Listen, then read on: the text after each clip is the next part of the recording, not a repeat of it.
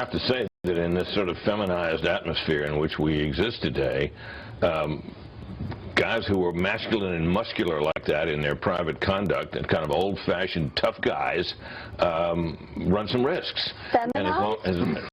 Feminized atmosphere.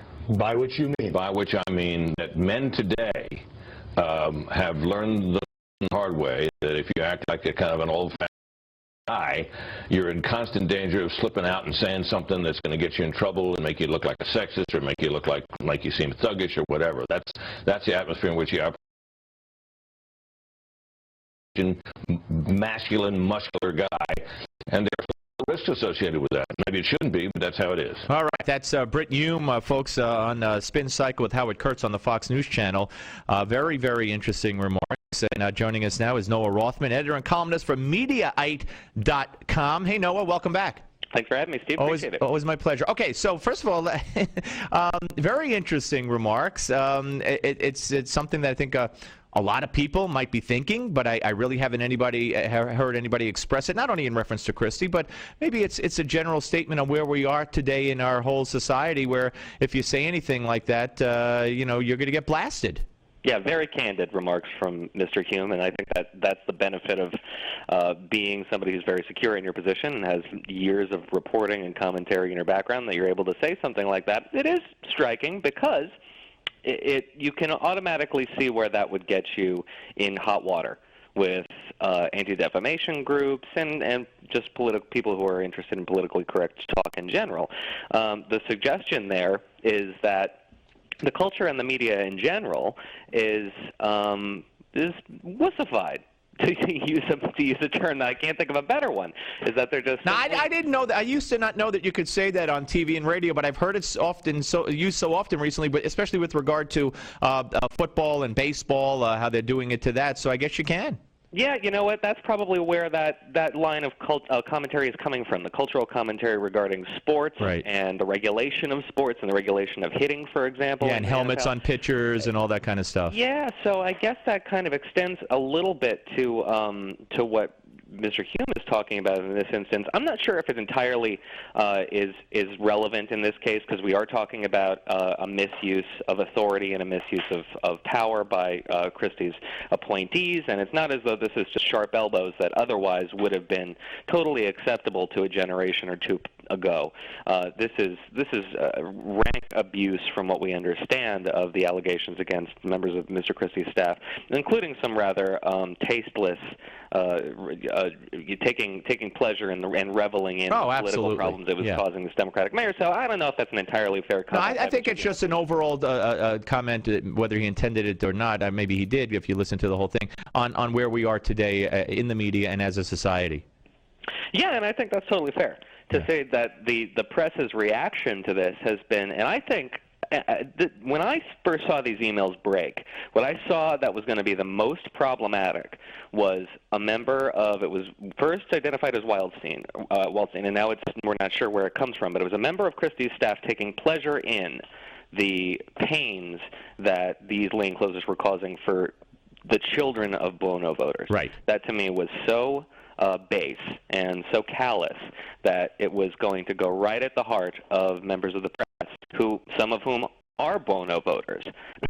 I'm sure most of them were, especially if they're in Jersey, who certainly wouldn't want their children to be messed with by a Republican governor, and nobody taking pleasure in their adversity. So, that comment was what you could tell was going to explode, and that speaks to what Britt's talking about there.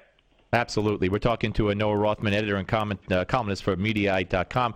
On the Steve Malzberg Show, Rich Lowry, Ari Fleischer, both on this show, criticizing Secretary of Defense Gates, former Secretary Gates, for writing the book, John McCain and others. There's been a slew of conservatives, whether or not you consider John McCain a true conservative is another story, but who have said about Gates he shouldn't have done it. Fleischer went so far as to say that he betrayed a trust when he talked about the conversation that Hillary and Obama had about the 2007 Iraq vote.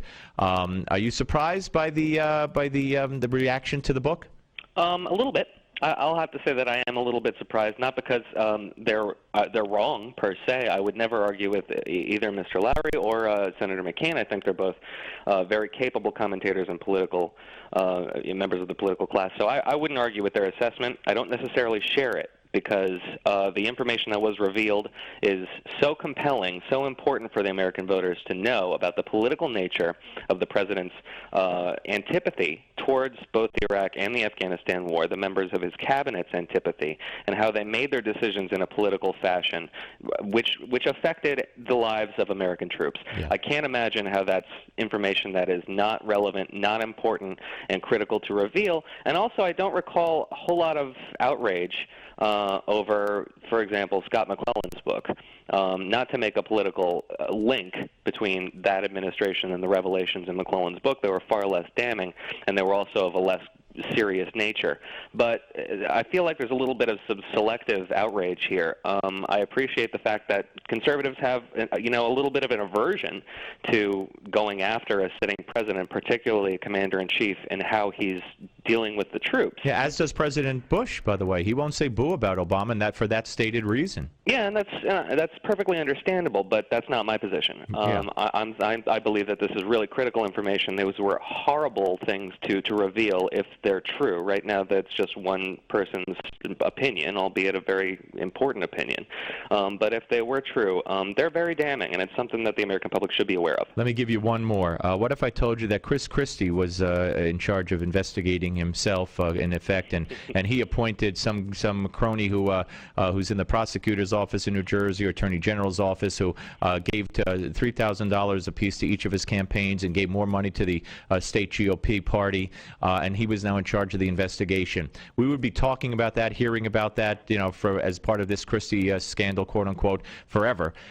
Yet this is exactly what's happened with the IRS scandal and Eric Holder, and there has been virtually silence, nothing. A woman appointed to investigate any criminal wrongdoing in the IRS scandal. It's a big Obama supporter, and we have heard nothing from the media. Yeah, and it's comical at this point to say, there is a double standard at play, but it's so painfully obvious that it's hard not to ignore it. And it goes back to something I wrote about last week. Just a real quick aside about how a variety of members of the media, particularly people like Meet the Press anchor, I'm blocking on David Gregory. David Gregory, yeah. Thank you, who just dismissed the tangential Republican argument that the president had created a culture of corruption leading to the IRS scandal. Right. That was just dismissed because there was no evidence to suggest that. And now we're embracing the argument that Chris Christie has created a culture, air quotes around culture, of his inviting this kind of retribution because they thought the boss would like it. And they're just really embracing something that was we were told was a baseless attack, a partisan motivated attack. And it's just examples abound of where the press's sympathies lie, and moments like these really bring it out. Well, your site shows it every day. If you look for it, it's there, and we talk about it every day. And it's just the reality that if you're a Republican, if you're a conservative talk show host or a Republican candidate, you have to, or a Republican president or a senator or a congressperson or whatever, you have to go under that reality that you're up against also the media. Yeah, absolutely. And this is going to be a really interesting test for Christie. I'm not sure if he can pull it out. The pressure has been intense, and everybody expects another shoe to drop, and it may. And it may take Christie down with it. We'll see. But if it doesn't, he'll emerge a little bit stronger for having without a doubt, yeah. combat his celebrity. Yeah, if he's telling the truth, and if we don't have other, if this is it, and it's just people around him, I just think, when's Obama firing people for IRS? When's Hillary going to do something, or someone going to be held accountable for Benghazi? What about the lying about the health care? Oh, that was only 5 million people. It doesn't matter. I mean, Christie at least showed accountability and leadership. Hey, Noah, always a pleasure to talk to you, sir. Thank you, Steve. Thank you. Noah Rothman, ladies and gentlemen, editor and columnist for Mediaite.com. We've reached the end of the Monday edition. Where did it go? Of the Steve Malzberg Show. Tomorrow,